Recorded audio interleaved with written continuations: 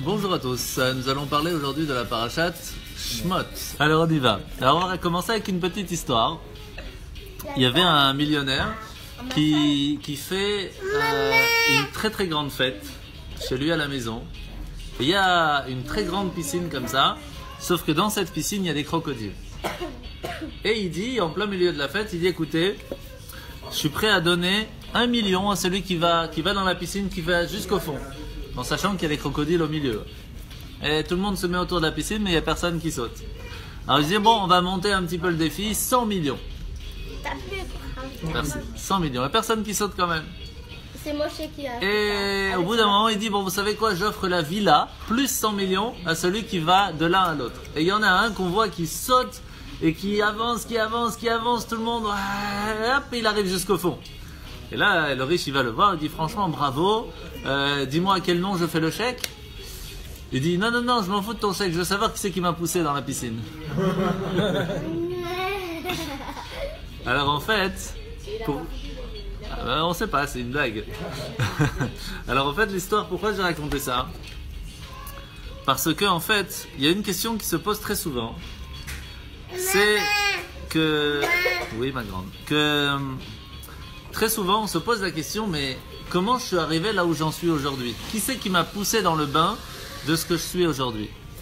Et des fois, ça peut arriver même dans un couple. Dans un couple, on se pose la question, mais comment j'ai fait pour en arriver là? Pourquoi je suis obligé de faire ci, obligé de faire ça? Bonjour. Bonjour, salut, ça va? Bonjour. Et surtout, la grande question qui se pose le plus souvent, c'est la question qui se pose sur la parnassa. Maintenant qu'on est marié, maintenant qu'on est obligé de travailler, entre guillemets, qu'est-ce qui se passe que on m'a poussé, entre guillemets, dans le monde du travail? Salut Boaz, ça va? Installe-toi. Qu'est-ce que maintenant je dois faire? Maintenant que on m'a jeté dans le monde du travail, dans la piscine du travail, comment je fais pour m'arriver? Qui c'est qui m'a poussé dedans? Pourquoi je suis obligé? Et donc, très souvent, la question en 2 mots, c'est pourquoi est-ce qu'on est obligé au bout d'un moment de tomber dans un endroit ou dans une façon de vivre qui n'est pas celle qu'on aurait voulu? C'est très classique. Alors la Gemara nous ramène ça. Et elle nous dit que il y a 7 choses que Dieu a cachées. 7 choses que Dieu nous a cachées. Et que c'est comme ça. Il ne veut pas qu'on le sache. Alors quelles sont ces 7 choses? Alors la première, c'est le jour de la disparition de la personne. Quand est-ce qu'on va mourir? Il y a le jour de la consolation. La profondeur du jugement divin. On ne peut pas comprendre pourquoi il y a des choses qui se passent. Des fois, c'est pas compréhensible. On ne peut pas voir et comprendre et savoir ce qu'il y a dans le cœur de son prochain. On ne peut pas voir la pensée de l'autre. Mais pas dans le cœur. C'est encore un petit peu différent. Mais bon, c'est pas quelque chose qui est... Il faut savoir que même dans les 7 choses, on va voir qu'il y a quand même des petites choses que doucement ça a évolué. Même si on sait, et il y a des raisons pourquoi on ne savait pas. Comme par exemple, Hachem il a caché de savoir quel va être le sexe de l'enfant quand il est dans le ventre. Pourquoi est-ce qu'il a fait ça? Pour ne pas que les gens fassent des avortements, parce que c'est interdit. Pardon? Mais aujourd'hui ce n'est plus actuel. Mais c'est pour ça que la question... Pardon? Alors voilà. Donc la question se pose aujourd'hui, est-ce qu'on a le droit de savoir si c'est un garçon ou une fille? C'est pas si évident, puisque la Gemara nous dit que c'est une chose qui a été cachée pour ne pas qu'un avortement puisse arriver. Alors si on sait de toute façon que Chas v'Shalom on va jamais faire ça, alors il n'y a aucun problème d'aller savoir si c'est un garçon ou une fille. Mais il faut faire attention à cette histoire parce que malheureusement il y en a qui arrivent à l'avortement à cause de ce détail. Il faut faire attention. Et surtout, et on va faire... bon alors il y en a d'autres comme par exemple, quand est-ce que Mashiach va venir? Quand est-ce que... Ça, c'est la grande question. Oui, mais c'est des choses qui ont été cachées. C'est probablement la plus importante. Bien sûr. Mais il y a celle qui a été cachée, c'est celle de personne ne sait ce qu'il gagnera dans sa vie, combien il va gagner, dans quoi il va travailler, etc. Ça c'est quelque chose... Ah, salut. Bonjour, ça va, tout va bien? Ouh, bien fatigué. Bah voilà, à côté de là-bas, il y a de la place, tranquille. Vous voulez vous asseoir ici à côté? Non. Ça fait trop d'années déjà que vous êtes assis. C'est ça. Eh oui, hein. Que ça continue encore de nombreuses années. En bonne santé. Et en bonne santé. Ah ben, Papa, tu peux poser. c'est pour faire là. Quand elle a fini, tu lui donnes, ok? Alors, maintenant il y a la question qui se pose, puisqu'on a compris qu'il y a des choses qu'on ne sait pas comment ça va se passer, pourquoi ça va se passer. Sur la paracha de la semaine, on voit que le peuple juif, Yaakov, va descendre en Égypte et va se retrouver en esclavage. Et la question qui se pose, c'est pourquoi est-ce qu'il y a eu une sorte de décret sur nos pères qu'ils ont été obligés de partir d'Israël pour se retrouver en exil en Égypte? Pourquoi? Il y avait la famille. Non, ça, il faut faire attention entre action et conséquence. L'action, c'est qu'il y a la famille, la conséquence, c'est qu'ils sont partis en Égypte. Parce que Hachem, il a dit à Abraham, et Abraham a dit à Mais, Yitzhak. attends, voilà, alors attends. Et Yaakov a dit à qui? À tous ses enfants. Alors, en fait, vous me dites que l'action, c'est qu'il y avait la famine, la conséquence, c'est qu'ils sont partis en Égypte. Mais c'est pas exactement ça. L'action, c'est qu'ils sont partis en Égypte, la conséquence, c'est qu'ils ont été esclaves pendant 210 ans. 200 en tout. On a expliqué la semaine dernière qu'il y avait une grande différence dans les chiffres, combien c'était exactement. Ça veut dire Alors c'est ça la question. Qu'est-ce qui a été la cause principale pour que Dieu fasse qu'il y a la famine, qui donc les amène que Yosef soit vendu, qui arrive qu'il soit vice-roi, qui a fait que, en fin de compte, quelle est la cause principale qui a fait qu'on soit en exil? C'est ça la question. Pourquoi? Être porteur de la révélation de la présence divine et l'humanisation, transporter chez la neshama de la spiritualité chez les personnes qui étaient complètement idolâtres dans ce peuple-là. Alors, on va voir. D'abord, il faut savoir que très souvent, on fait cette erreur de dire, et entre guillemets, c'est pas tout à fait 100% erreur, mais en tout cas dans ce cas-là, oui. On le dit dans la prière, à cause de nos fautes, on s'est retrouvé dans une terre étrangère, et à cause de cela, on est toujours en exil. On le dit même dans la prière, donc c'est pas tout à fait faux. Mais ici, c'est pas possible de dire que les Juifs à ce moment-là avaient fait tellement des erreurs. On parle des 12 tribus ici, il y avait l'histoire de Yosef, ok, mais qu'est-ce qu'ils ont fait eux, les enfants? Ils sont arrivés en Égypte, il n'y avait rien de spécial. Pourquoi est-ce qu'ils ont été exilés en Égypte? Quelle était la raison? En plus, on sait très bien que... Pardon? Sur un terrain très glissant. Oui, bien sûr, mais c'est pour ça que je dis que c'est pas la raison. Très glissant. Et en plus, on voit que il y a combien de parachas en tout? On va dire à peu près 54, d'accord? Sans compter, il y en a qui sont ensemble, etc. On va dire 54, pour les 54 semaines. Il y a combien de parachutes que le peuple juif se retrouve en Israël? Il n'y a pas énormément. Une grosse partie, c'est dans le désert, avant d'arriver en Israël. Et juste au début, un petit peu, il y a 7 parachutes et demi où on est encore en Israël. C'est rien sur 54. Et donc la question, elle est, comment ça se fait que le peuple juif va grandir, va naître, pas en Israël, mais d'Afka en dehors d'Israël? En fin de compte, le peuple juif, il est né où? En Égypte et au Sinaï. Et 40 ans dans le désert, c'est ça qui les a fait grandir, qui les a fait bouger un petit peu, devenir un peuple. Mais tant qu'ils étaient encore en Israël, Abraham, Yitzhak et Yaakov, il n'y avait pas encore toute cette histoire de peuple juif vraiment. Ça commençait, mais c'était pas encore tout. Les 40 ans Ça les a fait bouger. Hein. On démontre surtout qu'il fallait éliminer l'ancienne génération, bien sûr. Oui, ils n'avaient pas la Torah, mais ils avaient, par exemple, les premiers patriarches, ils avaient déjà la paracha en eux, et ils pratiquaient déjà le Oui, tout à fait. Mais en fin de compte, le peuple juif a grandi bien sûr. en Chutslav. Oui, bien sûr. C'est là que ça a commencé le monothéisme, bien sûr. Alors maintenant, on voit que notre paracha commence par le mot Ve'ele Shemot. Et voici les noms. Il y a un vav. Quand on dit le vav au début d'un mot, ça veut dire et. Ça veut dire qu'on vient faire un lien avec ce qu'il y a avant. Ça veut dire, et on dit comme ça. Et voici les noms de ceux qui on a parlé de la dernière fois sont toujours les mêmes qui arrivent maintenant. Ça veut dire que toutes les personnes qui sont sorties d'Israël, qui étaient en train de faire la Torah, etc., sont toujours les mêmes qui sont arrivés en Égypte. Il n'y a pas eu de différence, ils n'ont pas changé parce qu'ils ont changé d'endroit. Donc on voit quand même qu'il y a quelque chose ici d'important à savoir qu'il y a un lien entre les deux. Ce qui fait que ce qui s'est passé avant nous apprend la raison aussi. Pourquoi est-ce qu'ils sont arrivés ici? Donc la question elle est, qu'est-ce qu'ils ont bien pu faire ici juste avant pour pouvoir se retrouver en Égypte? Et la réponse, c'est Aaron qui l'a donnée il y a 2 minutes. C'est parce que tout simplement, lorsqu'il y a eu l'alliance entre Dieu et Abraham, Dieu il a dit à Abraham, sache que tes enfants et tes petits-enfants vont se retrouver en Égypte pendant 400 ans. Et Abraham il a rien dit. Il a dit ok, ça marche. Alors que quand Hachem il va dire à Abraham, tu sais, on va détruire Sodome et Gomorrhe, et ben là il a dit non. Et il s'est battu, même si ça n'a pas marché, mais il s'est battu. Et quand il dit, tu sais quoi, tes enfants, tes petits-enfants vont se retrouver en Égypte, ok, ça marche, ça roule. C'est un peu spécial comme histoire. En plus, oui.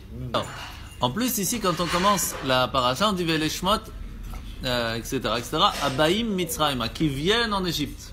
Ça veut dire qu'ils étaient au courant de quelle Égypte ils allaient arriver. Ils ont pris le choix d'y aller en sachant qu'il y allait avoir l'esclavage.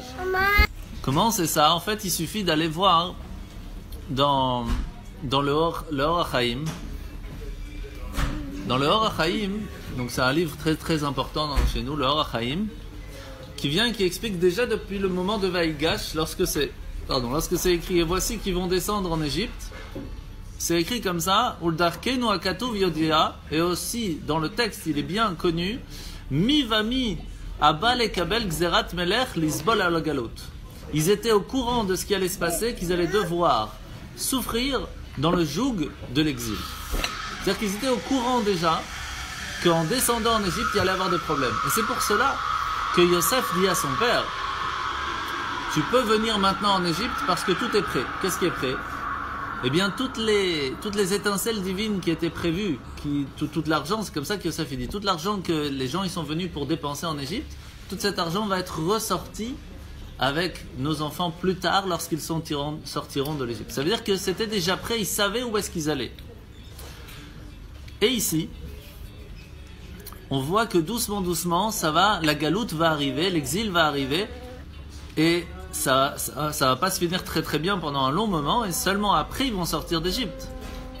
Au point même que même Moshe Rabbeinu, il va dire à Dieu, Lama rota la amazé, pourquoi tu fais du mal à ton peuple? Moshe pose la question à Dieu, qu'est-ce qu'ils ont fait? Mais pourquoi tu les embêtes? Ah, il faut tout savoir, hein. C'était prévu déjà qu'à la fin de c'était prévu qu'ils sortent. Qu'ils peuvent prendre tout l'or. Oui, c'était déjà à l'alliance. À l'alliance avec Abraham, Hachem il a dit, t'inquiète pas, ils vont aller en Égypte, ok, mais ils sortiront avec de grandes richesses. Donc c'était prévu déjà. Après 210 ans d'esclavage. C'était prévu 400, heureusement ça s'est bien arrangé. Mais... Pourquoi tout le temps tu penses à l'argent de la pain? Alors on va parce que l'argent c'est pas seulement l'argent. Si tu penses à l'argent alors. Oui. Pourquoi? Mais parce qu'on va en parler. Pourquoi? C'est la question. Mais ça n'a rien à voir avec la religion. Pourquoi pas du tout? Non. Ah, on va voir. Ça dépend comment tu traduis le mot or et le mot argent. Tout est relatif. Alors on va voir. Or, c'est la lumière. D'abord il faut savoir que l'exil s'est fait en 3 étapes. La première lorsque Myriam est née. La deuxième lorsque Aaron est né, et la troisième lorsque Moshe est né. Pourquoi? Parce que lorsque Myriam est née, le mot Myriam ça vient du mot mirour, mar, amer. C'est le moment où il y a eu le commencement de l'esclavage égyptien, où Pharaon les a fait travailler de façon très dure. À ce moment-là, Myriam est née juste avant que ça commence pour dire au peuple juif, sachez qu'il y a quelque chose de dur qui va arriver, mais c'est déjà prévu. Un peu après, qui c'est qui arrive au monde? Aaron. Aaron, ça vient du mot Erayon, qui veut dire enceinte. Ça veut dire qu'à ce moment-là, Hachem il dit au peuple juif, sachez qu'il va avoir un problème avec les femmes enceintes, et Pharaon arrive et dit, tous les bébés, il va falloir les jeter dans le Nil, tous les garçons. Donc c'est-à-dire que c'était déjà prévu avant. Et les filles, on les fait... Et les juifs, on les fait vivre. Les filles, on les fait vivre.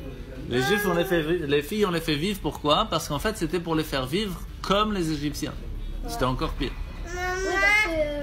Et en fin de compte, Et en fin de compte, qu'est-ce qui va se passer? Qui c'est qui va naître en fin de compte le troisième? C'est Moshe. Moshe, pourquoi? Ça veut dire Mina Moshe Mishitiyu, ça veut dire ils vont être sauvés par l'eau. Et oui. Et donc c'est un petit peu le message, t'inquiète pas, même si pour l'instant ils sont jetés dans le Nil, c'est le même Nil entre guillemets qui va s'ouvrir, c'est l'eau qui va s'ouvrir quand vous allez sortir d'Égypte. C'est entre guillemets les 3 étapes qui préparent. Non, bien sûr, c'est la mer Rouge, c'est sur l'eau. Minamaim, c'est pas écrit le Nil, Minamaim.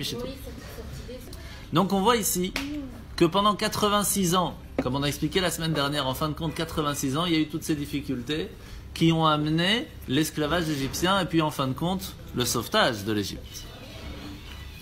Et donc cette grande question, où est-ce qu'il était le bon Dieu à ce moment-là? Qu'est-ce qu'il a fait les Hachem? Pourquoi il nous a fait? Qu'est-ce qu'on a fait tellement de grave pour pouvoir mériter de devoir travailler et d'être esclave en Égypte? Mazé?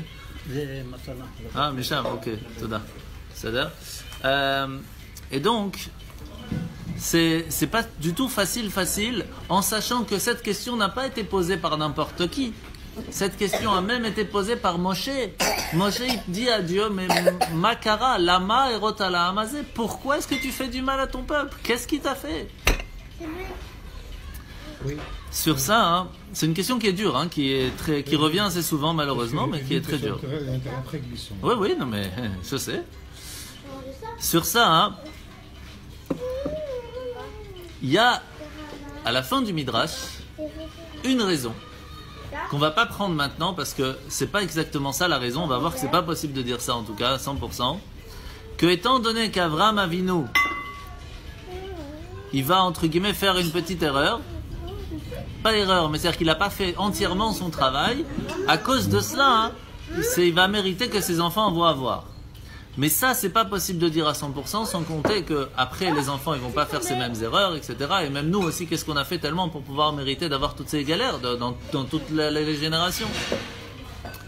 Alors, je sais pas si vous vous rappelez, il y a 2-3 semaines, on avait parlé de la vente de Yosef. Et on se rend compte que c'est un petit peu la vente de Yosef qui a fait que.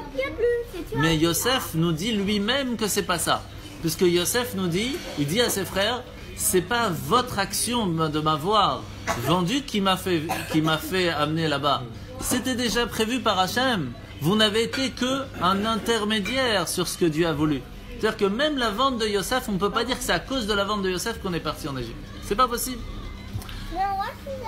Pour ça, on va essayer de comprendre une autre question. C'est écrit comme ça. Ger Yezaracha. Ici, c'est écrit comme ça. Une grande question qui se pose sur l'Égypte, comme vous avez parlé tout à l'heure. Le peuple égyptien nous a fait énormément de mal pendant plusieurs générations. Et après, on sort de là, et Hachem il nous dit, vous n'aurez plus le droit de vous installer en Égypte. La question elle est, comment ça se fait alors que par rapport à l'Égypte, par rapport à tous les autres pays où on a eu plein de problèmes, sur l'Égypte précisément c'est écrit, et vous ne retournerez plus en Égypte, vous n'allez plus vous installer en Égypte. C'est comme ça que c'est marqué? Alors, comment vous voulez que je vous lise le texte pour être sûr? C'est écrit comme ça. Ki asher ra'item et Mitzrayim hayom, comme vous le voyez, l'Égypte d'aujourd'hui, lo tosifu lirot otam ad olam. Vous n'allez plus le revoir, plus jamais. C'est pour le peuple, c'est pas pour l'individu. Et qu'est-ce qu'il nous dit le Rambam sur ça? Umutar lishkon bechol haolam chutz me'eretz Mitzrayim. Maïmonide lui-même nous dit on a le droit de s'installer partout dans le monde, sauf en Égypte. C'est très difficile puisque Maïmonide lui-même, c'est lui qui le marque, hein, attention. Alors c'est la question que je ramène tout de suite, bien sûr. Je m'attendais directement à votre. Alors, d'abord, pour ça on va expliquer ce qui s'est passé et le Midrash nous ramène par rapport à ça, par rapport à Rambam, etc. Et nous dit comme ça. Après au temps du deuxième temple, il y a eu une très très très grande communauté juive qui s'est installée à Alexandria, donc c'est Alexandre, ok, et qui s'est installée où? Alexandrie, en Égypte. Par le mérite de qui? Entre autres par le mérite d'Alexandre, etc., sans rentrer dans le détail. Au point même que c'est écrit comme ça dans la Gemara Souka. Dans le Talmud Souka, c'est écrit comme ça, regardez bien. Michelora, Diul Falston, Alexandre Rachel Mitzrayim, celui qui n'a pas vu la grande synagogue de Alexandria en Égypte, l'Ora'ak Vodam Shel Israël n'a jamais vu la qualité de l'honneur et du respect qu'on a donné au peuple juif. C'est énorme. Elle était extraordinaire. Non, elle est finie. Tellement que c'était grand, c'est écrit dans la Gemara qu'on n'entendait pas le Chazan partout tellement c'était grand. Non, mais aujourd'hui il n'y a plus rien de ça, il ne reste plus rien. Mais en fin de compte, qu'est-ce qui s'est passé? Le roi romain, il a tout détruit, tout ce qu'il y avait là-bas. Tout cassé, c'est fini, il ne reste plus rien. Pardon? Je ne sais pas c'est lequel, en tout cas il a tout détruit. Sur ça, on voit que ces derniers temps, on voit bien que dans les années 70, les années 70, il y a eu un lien qui s'est fait entre l'Égypte et Israël, et heureusement, puisque c'est comme David qui s'est fait. Donc, on voit qu'il y a certaines choses qu'on a posé la question aux rabbinim d'aujourd'hui. Est-ce qu'on a le droit d'aller en Égypte? Parce que les journalistes israéliens sont partis voir le rabbi Ovadia Yosef. Le rabbi Ovadia Yosef pour poser la question, est-ce qu'on a le droit d'aller en Égypte pour interviewer, pour signer les accords, etc. Et il a dit, oui, il n'y a pas de problème d'aller pour un temps limité en Égypte, puisque l'interdiction, c'est d'aller s'installer. C'est pas la même chose. Donc, on comprend donc bien de là, de façon claire, que l'interdiction d'aller en Égypte, elle est de s'installer en Égypte et pas d'aller visiter ou d'aller pour un certain temps limité. Maïmonide a vécu combien de temps là-bas quand même? Il est allé presque. Il est allé à 27 ans, il est parti de ce monde à 69 ans. Donc ça fait quand même 42 ans. 42 ans, il est resté là-bas. Il est arrivé à Alexandrie à 27 ans. Ah oui, vous avez raison. Donc, il est parti, vous avez raison. Il est parti d'abord en Espagne, après au Maroc. Et après, il a vécu, etc. En tout cas, il était pendant un certain moment en Égypte. Donc, et en plus, ça tombe bien, puisque c'est vendredi, le Chav Tevet, que c'est son Yortzeit au Maïmonide. Et donc, en fin de compte, il a vécu quand même en Égypte pendant un certain long moment. Mais alors, comment est-ce qu'il a pu faire ça?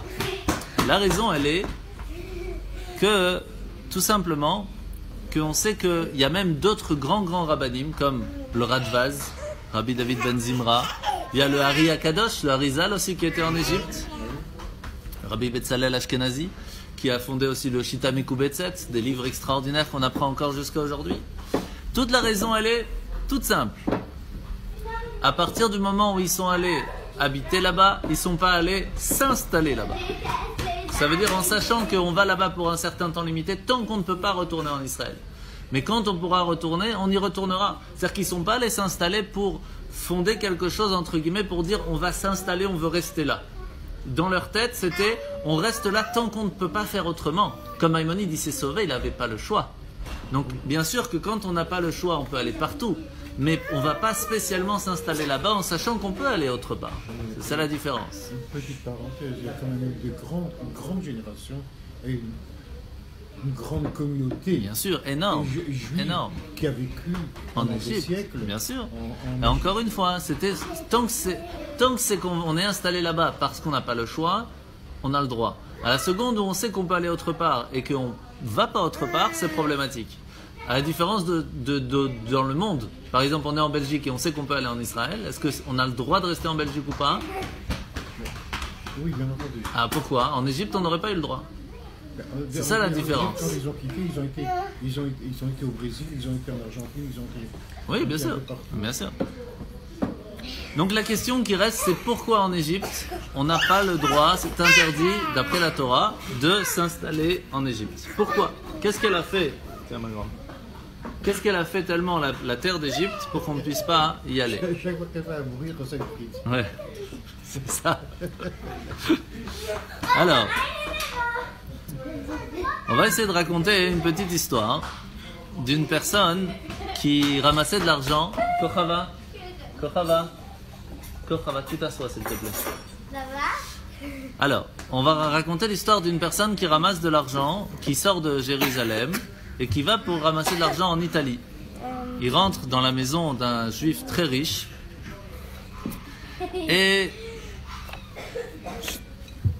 il voit que c'est magnifique, il y a une belle table, il y a des beaux tableaux, il y a des beaux tapis, vraiment extraordinaires. Et il se rend compte que juste là où s'est installé, vraiment mis de façon la plus belle possible, toutes les affaires qu'il a, des verres en argent, une chanoukia en argent, etc., il y a une bouteille d'huile qui est cassée, qui est installée juste à côté de la Hanoukia.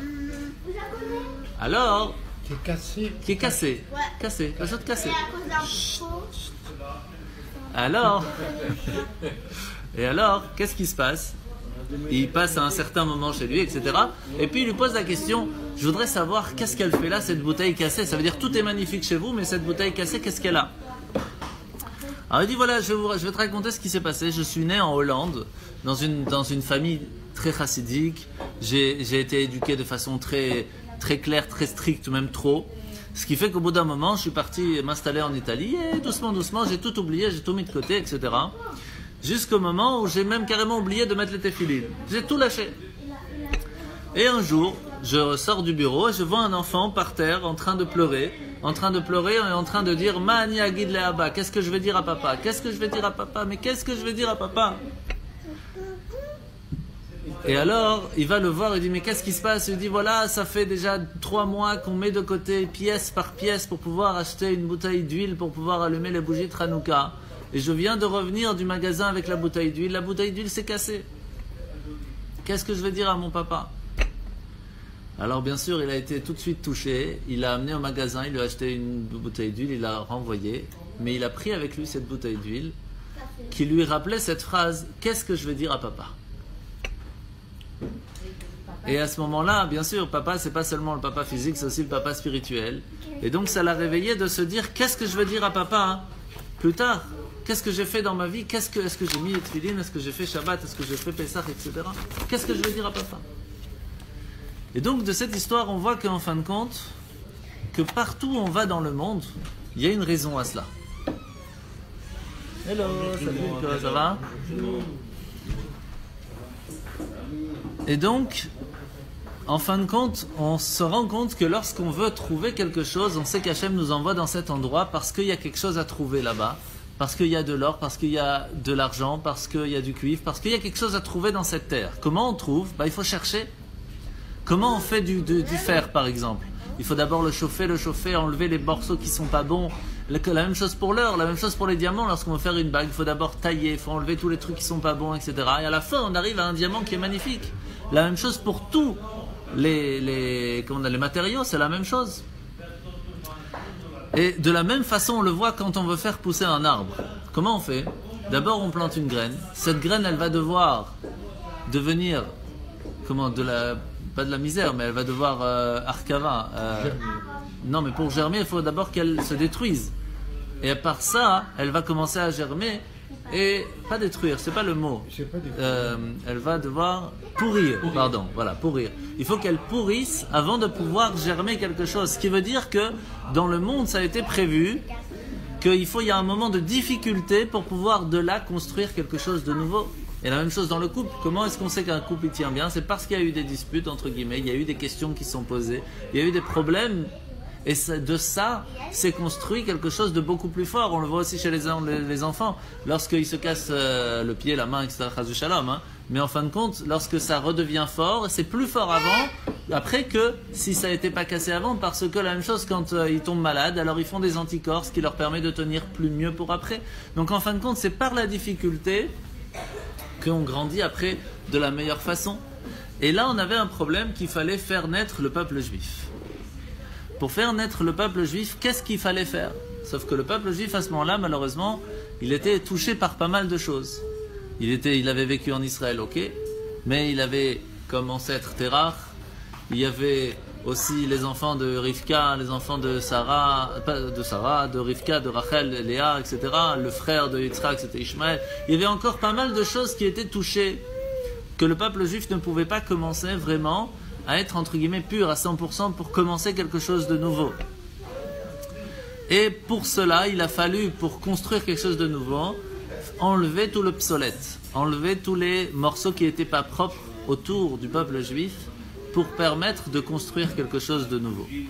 C'est pour cela que le Rabbi nous ramène dans l'Écoutez Sichot que la fête de Pessah s'appelle dans la Torah comment? Comment s'appelle la fête de Pessah dans la Torah? On n'appelle pas Chaga Pessah. Chaga Matzot, la fête de la matzah. Mais comment nous on l'appelle? La fête de Pessah. On a changé, alors que normalement ça ne s'appelle pas comme ça. Pourquoi? Parce qu'en fait, on a deux étapes ici. Comment le peuple juif s'est fait au moment de la sortie d'Égypte? D'abord, il y a eu le matzav de Matzah. Matzah, c'est quoi? C'est qu'on était complètement annulés, on était esclaves, on valait rien. Mais de là, on a Pessah, on a sauté d'un niveau extraordinaire. C'est-à-dire qu'il y a eu deux étapes. Il y a eu le moment où on était complètement écrasés, mais de là, ça nous a amené à un niveau beaucoup plus haut.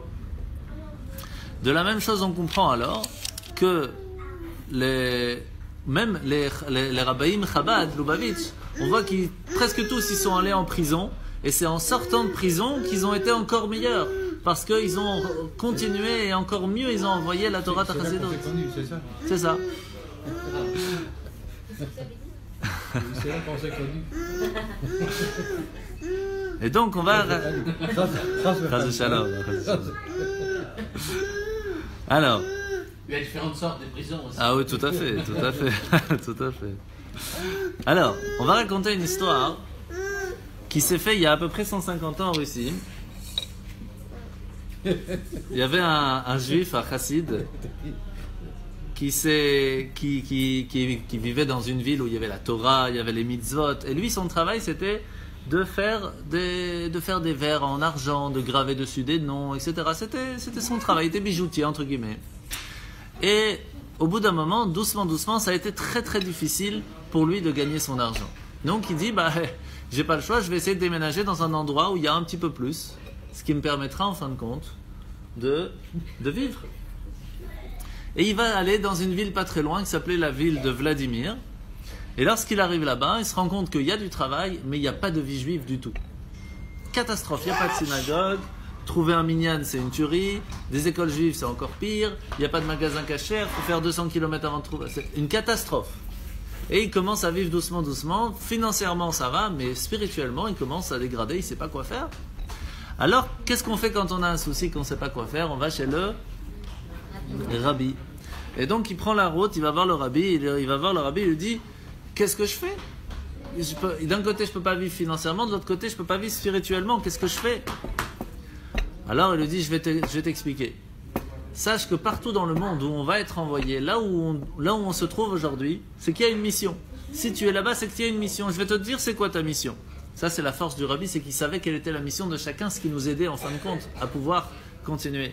Il dit, sache que pendant 25 ans, il y avait des enfants qui ont été pris dans des maisons juives et qui sont partis en Russie dans l'armée russe, et qu'au bout d'un moment, ces cantonistes, comme on les appelait, ont perdu toute attache avec le peuple juif, ils ne savaient plus quoi faire, ils ne savaient rien faire.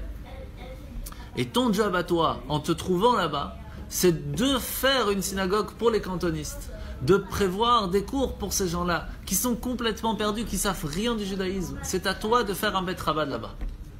Et c'était il y a longtemps, avant même les Bet Rabat qu'on connaît aujourd'hui. Non, il y a 150 ans, c'était le Rabbi Maharash, donc il y a 3-4.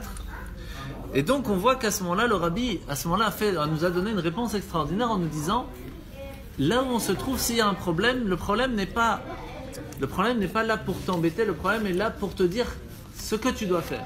Ton travail dans ce monde, si tu te trouves dans un endroit où il n'y a pas de quoi manger spirituellement, c'est tout simplement parce que tu as un travail pour le mettre, cette spiritualité. Tu es là pour ça. Et c'est pour cela que c'est pas écrit clairement, quand Hachem il vient dire à Abraham, il lui dit Ger yezaracha ba'eretz lo lahem. Tes enfants seront des étrangers dans une terre qui ne leur appartient pas. Pourquoi c'est pas écrit ils seront étrangers dans la ville d'Égypte? Non, parce que ici ils seront étrangers dans une terre, mais pas pour eux.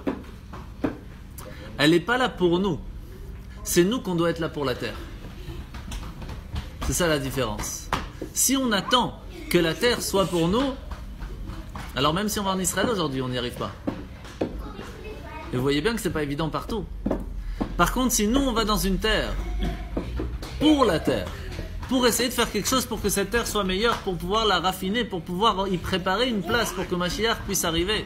Vous savez, très souvent je le répète, mais elle est forte. Où se trouve Dieu? Partout on le laisse rentrer. On doit savoir que là où on se trouve, on doit y faire une place pour Dieu. Mais il faut la laisser rentrer, Dieu. C'est pas plus compliqué. On comprend que lorsqu'une personne se pose la question, comment je vais travailler, où je vais vivre, comment ça va se passer. En fait, toutes ces questions font partie du puzzle qu'Hachem a prévu pour chacun d'entre nous. Le monde est prévu qu'il se fasse d'une certaine façon, et on fait nous partie du puzzle. Depuis le moment où il y a eu Shvirat HaKelim, vous vous rappelez c'est quoi Shvirat HaKelim? Lorsqu'Hachem a créé le monde, il a mis une très grande lumière, mais c'était trop grand. Donc le réceptacle spirituel qui gardait cette lumière s'est cassé, et toutes les étincelles divines se sont mises partout en bas dans le monde. Combien se sont mis dans le monde? C'est simple, c'est écrit comme ça au début de la parasha Bereshit. Veruach Elokim, et le vent de Dieu, Merachefet al pnei hamaim, il planait entre guillemets au-dessus de l'eau. Le mot Merachefet, le mot rapach, Merachefet, c'est en fait la force de ce monde de Tohu Vavohu qui s'est mis dans le monde. C'est la valeur numérique de 288. Il y a 288 étincelles divines qui se sont cachées, descendues dans le monde. Et puisqu'ils sont tombés dans le monde, c'est à nous quand on fait une bénédiction, de les élever à un niveau plus élevé pour pouvoir en fin de compte faire le travail qu'Hachem nous demande dans ce monde. Maintenant la question elle est, combien de étincelles divines se trouvaient en Égypte? Vous avez une idée? 202. 202 étincelles divines se trouvaient en Égypte. C'est-à-dire que Yosef, il a dit à son père, sache que depuis que tout le monde est venu acheter et mettre entre guillemets leurs petites étincelles dans l'Égypte, il y a 202 lumières, étincelles divines qui se trouvent en Égypte. Si vous venez maintenant, peut-être il y aura l'exil, mais c'est ça le but. Dans l'exil, dans la difficulté, chaque fois qu'on va réussir à prendre une étincelle et qu'on va l'élever, ce sera plus facile à l'élever. Parce que quand on voit la lumière et qu'on prend une lumière qu'on la met à sa place, c'est facile. Donc on n'a pas les mêmes mérites. Lorsqu'on est dans une difficulté, dans un endroit où il n'y a qu'un seul restaurant, où il y a 2 magasins cachers, ça vous rappelle quelque chose? Eh bien dans cet endroit-là, spécialement, il y a énormément d'étincelles divines. Eh bien, quand on vient dans un restaurant comme ça et qu'on fait un shiur Torah, on prend toutes les étincelles divines de tout le peuple juif et on les élève. Et donc on fait le travail en fin de compte. Donc dans les enfants, il y a peu de... Moins il y a, plus il y a d'étincelles, parce que c'est là où il y a le plus de lumière pour essayer d'y mettre une lumière. Là où c'est déjà illuminé, il n'y a pas besoin de mettre des étincelles divines. Il y en a déjà. Donc, notre travail à nous c'est quoi? C'est pas écrit spécialement qu'on allait être étranger en Égypte, parce qu'en fin de compte on est étranger où ça? Partout dans le monde. C'est ça la force, on est partout dans le monde des étrangers. Et quand on se dit je ne suis pas étranger, j'habite ici, tac, ça problème. Tout de suite il y a un problème. Il y a un livre de Wiesel qui parle d'être étranger. Il dit même l'enfant qui naît du jour de sa naissance, il est étranger. Ah oui. Parce qu'il ne sait pas où il va, d'où il vient. Aujourd'hui, on n'est pas tout à fait, entre guillemets, oui, Baruch Hashem, on est un petit peu chez nous. Mais on voit bien que c'est pas totalement. On peut pas faire la Torah 100% comme on le veut en Israël. Il y a des problèmes, ils veulent spécialement laisser ouvrir les magasins Shabbat. Il y a des problèmes, il y a des soucis en Israël, c'est pas encore 100%. La preuve, c'est qu'on n'est pas encore au temps de Mashiach. Si ça, on serait au temps de Mashiach, alors on n'aurait pas eu tous ces problèmes. La terre d'Israël aurait fait la Torah à 100%. Donc on n'est pas encore, on est en préparation. Puisque c'est écrit que... Oui, on a une fois vu sur Shabbat donc on est en préparation, mais on n'y est pas encore. Ouais, mais ça doit être la nuit en fait. Et donc en fin de compte, la réponse elle est simple. Que quand on parle ici d'argent, d'or et d'argent, etc., comme on a parlé tout à l'heure, question, ici on ne parle pas d'or et d'argent physique. On parle ici d'or et d'argent spirituel qui se trouvaient en Égypte et qu'on a repris avec nous, qu'on a pris et qu'on a amené en Israël. Ces 202 lumières spirituelles qui n'étaient pas assez raffinées, on les a pris avec nous en sortant d'Égypte et on les a ramenés en Israël parce que c'est ça le but. Et c'est pour cela que le peuple juif se trouve partout dans le monde. Pour cela qu'on est dispersé dans le monde. Parce qu'on doit raffiner les lumières qui sont tombées partout dans le monde. Et c'est pour cela que Hachem nous dit dans la Torah, en Égypte, il ne faut plus repartir. Les étincelles divines qui se trouvaient là-bas, il n'y en a plus. Il ne faut pas repartir là-bas, il n'y a pas de travail à faire. Si tu vas là-bas, c'est pour toi, mais tu ne vas pas pour la terre. Nous, on doit aller dans les endroits où on doit aller pour pour la terre, pour raffiner les parties des étincelles divines qui se trouvent.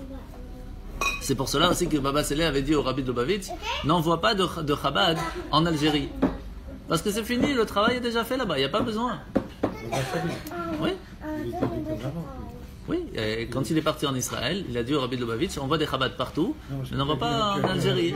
Oui, il a dit ne pas envoyer en Algérie, tout à fait. C'est pour ça qu'il n'y a pas Chabad en Algérie, il y a partout dans le monde sauf en Algérie. Pardon? Je ne sais pas, c'est ce que Baba Saleh a dit au Rabbi. Et donc, maintenant on comprend pourquoi est-ce qu'on a l'interdiction d'aller s'installer en Égypte. On peut aller si on n'a pas le choix, parce qu'on se sauve de quelque part. Mais aller s'installer en Égypte pour essayer d'y faire, entre guillemets, un Beth-Rabat et commencer à illuminer le monde, c'est fini là-bas. Il n'y a rien à faire là-bas. Il n'y a pas de lumière divine qui a besoin d'être en train de travailler. Mais il y a une communauté quand même, on a une communauté. Oui, d'accord, mais il n'y a plus de travail à faire à illuminer quelque chose là-bas. Les étincelles divines sont finies là-bas. Très petite. Est-ce que vous pouvez aujourd'hui penser qu'il va en Iran, il y a avoir un autre rabbi? Oui. En Iran, il y a encore faire. Non, le prochain c'est Mashiach. Il y en a. Le prochain c'est Mashiach. Entre guillemets, le prochain. Mais pourquoi? Parce que comme il y a eu plusieurs rabbis avant. Le rabbi, dans ses derniers écrits, il a dit qu'on est dans la génération de Mashiach. Maintenant, c'est Mashiach qu'on attend. On n'attend rien d'autre. C'est sûr. En fait, il attend plus de nous que ce que nous, on attend de lui. Hein. Alors, et on va finir. En fin de compte, on se retrouve que il y a eu une fois dans l'histoire, avec l'histoire de Purim, Mordechai et Esther, qui se retrouvent à un moment très grave dans l'histoire, puisque Haman voulait tuer tout le peuple, mais pas seulement en Asie, pas seulement en Europe, pas seulement en Afrique, mais partout dans le monde en un seul jour. Ça, c'était quelque chose de très dur, de tout détruire le peuple juif en un seul jour. Il y a eu d'autres aussi. Hein. Non, mais là, c'est tout le monde d'un coup. Et en un seul jour. Et qu'est-ce qu'il va faire Mordechai? Il va voir Esther et lui dit Mi yodea imlaet kazot igat la malchut. Et qui te dit maintenant, peut-être que c'est ça toute la raison pourquoi tu es devenue reine. Alors bouge-toi et va voir le roi. C'est-à-dire qu'en fin de compte, Mordechai il dit à Esther, pas, moi je pense que c'est ton travail. Personne ne peut savoir quel est le travail de chacun. Personne. Mais il dit à Esther, sache que si toute la raison pourquoi tu es devenue reine, en plus d'un roi qui n'était pas juif, il y a sûrement une raison. Peut-être que toute la raison pourquoi tout ça, c'est pour que tu ailles aujourd'hui nous sauver. Ce qui veut dire que, en fin de compte, on se rend compte qu'il n'y a aucun endroit où on s'est retrouvé dans le monde, aucun endroit, aucune seconde, aucun endroit, aucun bureau, aucun Deleuze, aucun Carrefour, aucun tout ce que vous voulez. Il y a toujours, si on s'est retrouvé à tel endroit, à tel moment, pour cette raison, c'est qu'il y a une raison derrière. Si le train a eu du retard, ou si l'avion a du retard et qu'on se retrouve avec telle personne ou telle personne, on ne sait pas, il y a une raison à cela. Et tant que la mission, pourquoi est-ce qu'on n'a pas fait ça, n'est pas encore arrangée, alors c'est qu'on a du travail. Il y a encore quelque chose à faire. Et donc très souvent on se trompe entre action et conséquence. On se dit ah ouais j'ai raté mon train parce que je me suis levé trop tard. C'est aussi possible. Ça, il faut quand même être intelligent. Mais par contre, si on fait topo et qu'en fin de compte on se retrouve en retard, ou qu'on a raté le train, ou que le train part en retard, il y a une raison. Cherche autour de toi, il y a peut-être un juif qui n'a pas mis les tefilines aujourd'hui. Peut-être il y a quelqu'un qui a besoin que tu l'aides, que ce soit moralement, ça peut être financièrement, ça peut être spirituellement. Et lorsque tu auras fait ta mission, alors tu pourras continuer ton chemin. Mais tant que la mission n'est pas faite, tu ne peux pas. Et c'est ça le l'inyan de la shlichut. Ça veut dire on sache qu'on est tous et toutes envoyés de Dieu pour faire quelque chose dans ce monde. Et tant qu'on n'a pas fait ce travail, alors on ne peut pas continuer. C'est ça le travail qu'on doit faire. Par exemple, je vais vous raconter une histoire de Yitzhak Nemes, qui était un très grand businessman à New York. Et une fois, il fait un travail, il fait un business avec un juif. Et tant que ça a marché pendant une demi-année, ça a marché bien, etc. Puis au bout d'un moment, ça commençait à être un peu moyen, donc ils ont arrêté leur truc. Mais il leur dit, avant de partir, je voudrais quand même qu'on discute entre nous. Je voudrais t'aider à faire quelque chose. Est-ce que tu es prêt à prendre sur toi de faire quelque chose, comme par exemple de faire Shabbat, et comme ça on continue le business, etc. En fin de compte, tu dis, c'est un peu dur de faire Shabbat, si t'as pas autre chose. Donc il va demander au Rav Radakov, donc le secrétaire du Rabbi, qui lui dit, travaille sur lui au moins qu'il mange kasher. Parce qu'il faut savoir, quand on mange cachère, ça permet après de tout le reste, ça suit. Et donc, en fin de compte, il va lui dire, vas-y, moi je viens à la maison, je te cachérise les kelim, il n'y a pas de problème et tout. Et il dit, ça dépend de ma femme, c'est elle la chef à la maison. Et donc, en fin de compte, il parle avec sa dame, ça marche pas, rien à faire. Alors il dit, tu sais quoi? Moi j'ai eu une réponse du secrétaire du rabbi, il faut que tu manges cachère, tu vas manger cachère. Anne Malasot. Qu'est-ce qu'il fait? Toutes les débuts de semaine, il va chez le traiteur, il lui achète 7 repas tout prêts, 3 fois pour toute la journée. Petit déj, déjeuner, dîner, tout ce que vous voulez. Et tous les dimanches matins, il vient, il lui dépose à la maison. Ça coûte au bout d'un moment. Et comme ça pendant 1 an et demi. Et il a dit, c'est pas grave, l'argent, c'est pas grave. J'ai la réponse, il faut faire ça. 1 an et demi. Après 1 an et demi, il va le voir, il dit, tu sais, maintenant, sa femme, elle était partie de ce monde. Tu sais quoi, oublie, ça sert à rien, parce que sache que chaque fois que tu m'amènes la nourriture, moi je la donne au chien et moi je mange ce que je veux. C'est dur, c'est dur. Il dit, s'il n'y a pas le choix que j'arrête, mais c'est pas grave. Moi j'ai fait mon job, après c'est tout. Quelques années plus tard, il est en train de faire un chiour comme ça, après 10-15 ans, hein, et il invite toujours des gens à la maison pour Shabbat. Et puis un jour, il y a un jeune qui arrive, qui s'installe et qui dit rien pendant tout le repas. Mais vraiment rien, il mange pas, rien du tout. Et quand Rav Yitzhak lui dit, mais attends une seconde, qu'est-ce qui se passe quoi? Pourquoi tu manges pas? Il dit, non, tout simplement, je voulais savoir si c'était vrai. Et qu'est-ce que ça veut dire? De quoi tu parles? Il dit, je vais te dire, il y a mon père qui m'a dit, avant de partir, que dans le peuple juif, il y a des gens quand même spéciaux, qui sont prêts à payer pendant plus d'1 an et demi que je puisse manger cachère. Sache-le. Moi, je ne croyais pas. Et quand j'ai entendu ton oncle qui m'invitait à venir Shabbat, je dis, tu sais quoi, je vais venir si c'est vrai, s'il va vraiment venir m'inviter à manger cachère. Et par cela, il a commencé à le rapprocher du judaïsme et est devenu quelqu'un de très très religieux. Le fils. Donc en fin de compte, peut-être que c'est 1 an et demi qu'il a payé ses parties au chien, mais c'est pas pour rien.